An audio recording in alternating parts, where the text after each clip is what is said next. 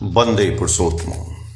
श्री श्री ठाकुर जी के भक्त श्री देवी प्रसाद मुखोपाध्याय जी अपना वक्तव्य लिखते हैं कि कहावत है, आभास पूर्वगामिनी होता है। भविष्यत घटना का आभास कभी कभी स्वप्न में भी आ जाता है। श्री श्री ठाकुर अस्वस्थ होने के बाद ही उनकी बातें याद पड़ रही थीं। देवी का पिता भी मैं हूँ, यतीम का पिता भी मैं हूँ, तो क्या मुझे ही बस कुछ होगा। श्री श्री ठाकुर एक समय प्रायः रोज तीसरे पहर मानिकपुर घूमने जाया करते थे। जसीडीह स्टेशन से पश्चिम हजारीबाग रोड में थोड़ी दूर पर ही मानिकपुर है। वहाँ लेवल क्रॉसिंग पार होकर रास्ता के किनारे समतल मैदान में शतरंजी बिछाकर श्री श्री ठाकुर दीर्घ दिनों तक बैठते थे। केष्टोदा भट्टाचार्य, प्रफुल्लदा दास, शरददा हालदार, सुशीलदा बसु एवं और भी अनेकों श्री श्री ठाकुर के साथ में जाते थे। ये लोग अलग शतरंजी पर बैठकर बातचीत करते थे। कोई कोई इधर उधर घूमते फिरते। धीरे धीरे संध्या आ जाती। ऐसे समय मेन लाइन से डाउन मुगल सराय पैसेंजर ट्रेन जाती थी। श्री श्री ठाकुर खड़े होकर प्रतिदिन ट्रेन को जितनी दूर तक देखा जाए देखते रहते थे। जिस दिन ट्रेन लेट रहा करती थी उस दिन ठाकुर शिशु की तरह घबरा कर पूछ बैठते, अभी तक क्यों नहीं गाड़ी आई है, ओ केष्टोदा। तत्पश्चात गाड़ी आने पर स्वस्ति पाते थे। जब तक ट्रेन नहीं आती थी ठाकुर वहाँ से उठते नहीं थे। कोई कोई दिन गाड़ी में आने में संभवतः रात के 8 बज जाते थे। उतनी रात तक श्री श्री ठाकुर ट्रेन देखने की आशा में बैठे रहते थे। एक दिन वे कह रहे थे, मुगल सराय पैसेंजर गाड़ी मुझे खूब अच्छी लगती है, कारण वह सभी स्टेशनों पर ठहरती है एवं सभी को लेकर चलती है। ईश्वर अवतार भी तो किसी को छोड़कर नहीं चलते हैं। दुराचारी साधु सभी की परित्राण के लिए आते हैं। इशारे से क्या उन्होंने यह बात भी कही। प्रसंग क्रम में उल्लेखनीय है कि श्री श्री ठाकुर जिस दिन 2 सितंबर 1946 पावना से देवघर आए उस दिन वे मुगल सराय पैसेंजर से ही आए थे। एक दिन श्री श्री ठाकुर ने बातचीत के सिलसिले में कहा, इष्ट के मनोज्ञ चलन से चलना चाहिए। तत्पश्चात मनोज्ञ चलन कैसा होना चाहिए उसकी व्याख्या करके कहा, कैसा मामला है। पावना में एक दिन हम सभी भोजन करने बैठे हैं। बड़ी बहू श्री श्री बड़माँ परिवेशन कर रही हैं। बार बार आवाजाही करते करते एक समय रसोई घर की चौखट पर बड़ी बहू गिर पड़ी। तत्पश्चात पुनः संभल कर उठी और परिवेशन करने लगी। रात में बड़ी बहू से मैं बोला, तुम जो उतने लोगों के सामने गिर पड़ी थी मुझे भारी लज्जा आई थी। उसके बाद से और कभी सुना नहीं है कि बड़ी बहू गिरी हैं। यही है चलना। उपरोक्त उदाहरण से मनोज्ञ चलन की बात मानो बिल्कुल छवि की तरह साफ हो गई। मेरे जिस चलन या करने से मेरे प्रभु लज्जित हों, उनका मुख मलिन हो जाए, वैसा काम मैं नहीं कर सकती हूँ। अतएव मुझे गिरने से काम नहीं चलेगा। परवर्ती काल में श्री श्री बड़माँ खूब सावधानी से चलने फिरने लगी। प्रकृत प्रेम व भक्ति का लक्षण यही है। इसे ही मनोज्ञ चलन कहते हैं, अर्थात उनके मन की चाहत जानकर तद अनुसार चलना। ठाकुर बंगला के प्रांगण की उत्तर दिशा में एक गोल वेदी वाली बैठने की जगह थी। वेदी के बीच की प्रशस्त जगह पर श्री श्री ठाकुर की चौकी बिछी रहती थी। ऊपर में तिरपाल की छावनी थी। श्री श्री ठाकुर ने वहाँ पर काफ़ी दिनों तक अवस्थान किया है। बाद में श्री श्री ठाकुर के निर्देश से उस गोल जगह को तोड़कर चतुष्कोण एक बड़ा घर बनाया गया था। उस घर की दीवार ऊंची थी एवं भीतर में बैठने का स्थान खूब अधिक था। जो लोग ठाकुर दर्शन करने आते थे वे भीतर में बैठकर बातचीत कर पाते थे। एक दिन संध्या के बाद कलकत्ता से 2 लड़के आए। आज़ादी पाने के बाद देश की अवनति, देश में यथार्थ नेतृत्व का अभाव, समस्या के मूल पर कोई हस्तक्षेप नहीं है इत्यादि विषयों के संबंध में उन लोगों ने श्री श्री ठाकुर के साथ अनेक चर्चा की। श्री ठाकुर ने भी उन लोगों से कहा कि किस उपाय से प्रकृत समाधान होगा एवं किस तरह से स्वस्ति लौट कर आ सकती है। दोनों लड़के मुग्ध होकर सारी बातें सुन रहे थे। काफ़ी देर तक बातचीत के बाद उन लोगों ने विदा ली। उन लोगों में एक ने आपलुप्त स्वर में कहा, अब प्रतीत होता है कि पुनः पूरब दिशा में नूतन सूर्य दिखाई पड़ेगा, देश पुनः गौरवमय हो उठेगा। लड़के की बातें सुनकर श्री ठाकुर कुछ क्षण उसके मुख की ओर देखते रहे।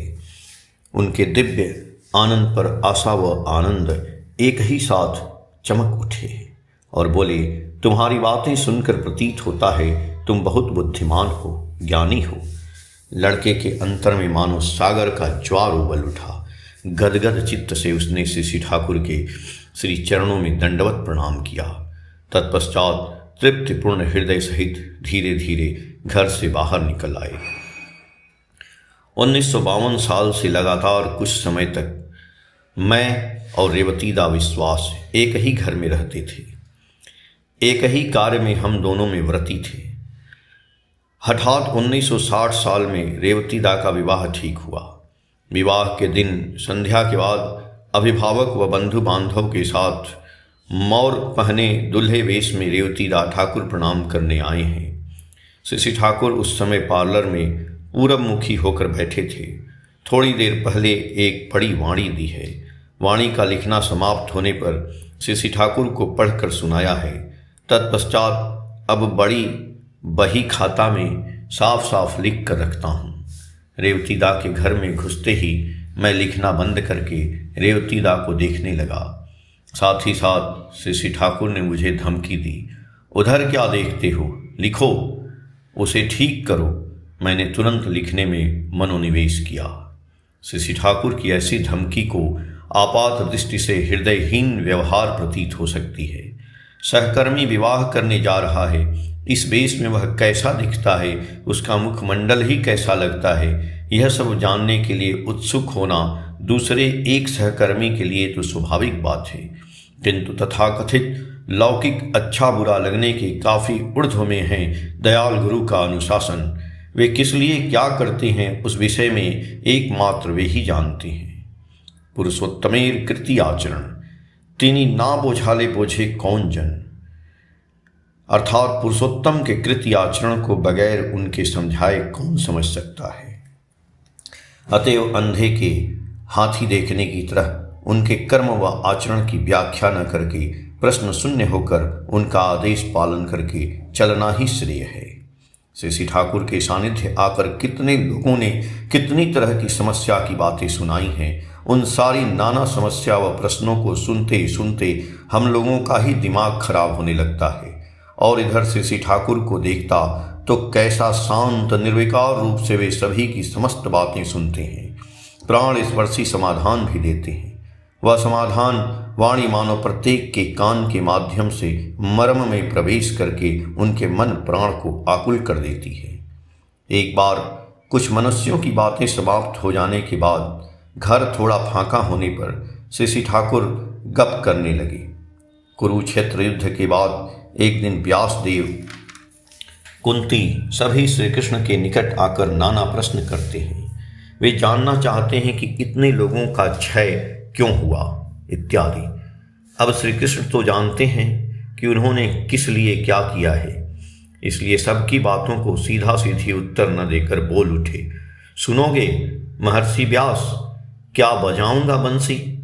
सामने की ओर थोड़ा झुककर जिज्ञासा के भाव में श्री ठाकुर ने इस ढंग से बातें की, प्रतीत हुआ हम लोग मानो ठीक उसी तरह के परिवेश में ही बैठे हुए हैं।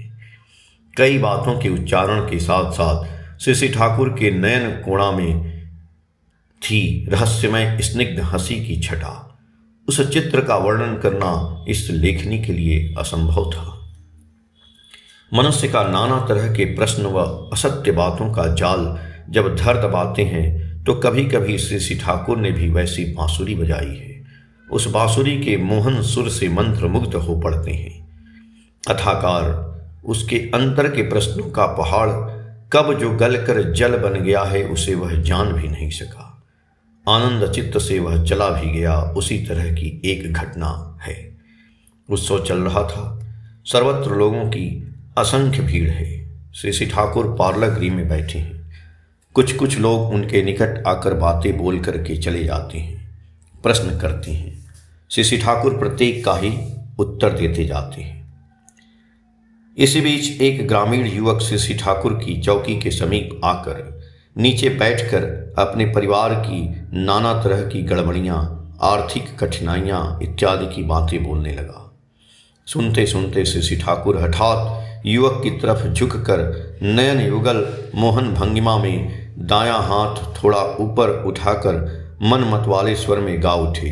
पुष्पे पुष्पे भरा साखी, कुंजे कुंजे गाहे पाखी, गंजरिया आसे अपि पुष्पे पुष्पे थे।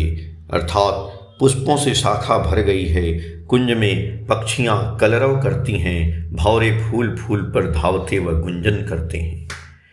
इतना गाकर युवक से बोले, इसी तरह से चलोगे, समझा? श्री ठाकुर की उस अपरूप भाव भंगिमा से युवक ने क्या समझा उसे वही जानता है। जी बोलकर दंडवत प्रणाम करके प्रसन्नचित्त से वो उठ गया। घटना को देखकर ही मन मन सोचने लगा हूँ, बांसुरी का बजाना किसे कहते हैं।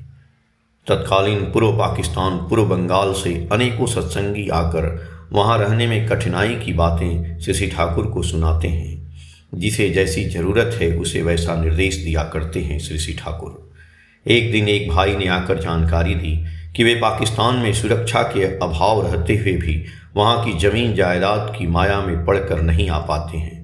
थोड़े शब्द में परम दयाल ने उत्तर दिया, माया यदि काया का सर्वनाश करे तो उस माया को खींच कर तोड़ देना ही अच्छा है। उनके समग्र साहित्य के माध्यम से श्री ठाकुर ने जो भावादर्श की बातें व्यक्त की हैं उससे अवगत होकर किसी ने कहा, यह बड़ा कष्ट साध्य है। आप जो कहते हैं वह ईश्वर कोटि पुरुष का काम है, हम लोग तो साधारण मनुष्य हैं। उसके उत्तर में श्री ठाकुर ने हाथ के अंगूठा का सिरा व तर्जनी के सिरा से सटाकर मुख से तिरस्कार का भाव प्रकाश करके कहा है, कुछ नहीं, थोड़ा करने से ही होता है। यही इतना थोड़ा, ऐसी बात सुनते ही प्रतीत होता सचमुच ही मानो सामान्य थोड़ी बाधा अतिक्रम नहीं करने के कारण उनके मन मुताबिक बजा बन नहीं सकते हैं। थोड़ा जोर कदम कदम से लग जाने पर ही होता है। और कभी बोले हैं, मेरे लेखों से एक सुविधा है, उनमें से एक को ठीक रूप से करने पर इसके 10 स्वतः ही ठीक हो जाते हैं। वाणियों को गहरे भाव से अनुध्यान करके देखने पर ही इस शब्द का तात्पर्य समझ सकते हैं। जिस किसी एक विषय को त्रुटि रहित भाव से पालन करने पर ही देखा जाएगा, उसकी शाखा प्रशाखा में और भी अनेक बातें आ जाती हैं। वह सब उस मूल विषय के साथ अच्छेद्य भाव से जड़ित हैं। एक विषय को ठीक रूप से संभव कर पाने से ही अन्यान्य अनेक विषय स्वतः ही संभव हो जाते हैं। काली षष्ठी माँ प्रहलाद उपाख्यान सिनेमा देखकर आई हैं। दूसरे दिन सवेरे श्री ठाकुर बंगला के बड़े दालान के बरामदे पर बैठे हैं। उस समय सिनेमा के जो दृश्य काली षष्ठी माँ को अच्छे लगे थे उसे श्री ठाकुर को सुना रही थी। श्री ठाकुर शांत भाव से सुन रहे हैं और बीच बीच में तंबाकू भी सेवन कर रहे हैं। काली षष्ठी माँ जिस समय प्रहलाद को पर्वत शिखर से धकेल देने की कहानी सुनाती हैं, तभी श्री ठाकुर के चेहरे पर एक भाव का परिवर्तन आता है। वे मानो तात्क्षणिक भाव से उस स्थान पर चले गए हैं और कहते हैं, प्रहलाद को जिस समय धकेला दिया उस समय नीचे श्री हरि ने उसको इस तरह से गोद में बैठा लिया। यह बात बोलने के समय श्री ठाकुर की दृष्टि ऊपर की ओर निबद्ध थी, मानो सचमुच ही ऊपर से कोई गिर रहा है। चौकी पर बैठे बैठे उन्होंने दोनों हाथ ऐसा बढ़ा दिया है मानो ठीक ऊपर से गिरता कोई शिशु को वे गोद में लेना चाहते हैं। यह एक अनिर्वचनीय अभूतपूर्व दृश्य था। क्षणिक ऐसे भाव में रहकर पुनः स्वाभाविक रूप से बातचीत करने लगे। यह जो भावांतर हुआ, जिसकी नाना तरह की व्याख्या हो सकती है, उसके अंदर हमें जाने का एहसास नहीं है। केवल आंखों से देखी छवि को सामान्य उपस्थापन पेश करने की क्रिया की चेष्टा करने मात्र है। और एक दिन प्रिय परम के आगमन प्रतीक्षा में किस तरह से रहना चाहिए, उस प्रसंग में श्री ठाकुर सबरी की कहानी सुनाने लगे। प्रतिदिन प्रभु श्री रामचंद्र के लिए प्रतीक्षा करती करती किशोरी सबरी वृद्धा हो गई। पूरी कहानी चित्ताकर्षक ढंग से कहते चले हैं श्री ठाकुर। उपस्थित सभी निर्वाक होकर सुन रहे हैं। तत्पश्चात अंतिम समय का वर्णन जब आया, श्री ठाकुर कहते हैं, सबरी उस समय अच्छी तरह से देख नहीं पाती है। उसके सामने श्री रामचंद्र आए हैं। उस समय वह आंखों की पुतली उस तरह से उठाकर श्री रामचंद्र को देखती है और कहती है, क्या तुम आए हो? ऐसी बातें बोलते समय श्री ठाकुर दोनों हाथ की उंगली से अपनी दोनों आंखों की पुतली को धीरे धीरे उठाते हैं, साथ साथ आनंद व कष्ट मिश्रित स्वर में उच्चारण करते हैं, तुम आई हो। देखकर प्रतीत हो रहा था सबरी की उस अवस्था को उन्होंने प्रत्यक्ष किया है, इसीलिए वैसा जीवंत वर्णन कर पाते हैं। बाद में कहते हैं, तत्पश्चात सबरी ने श्री रामचंद्र के पांव पर माथा रखकर परम शांति से आंखें बंद कर ली।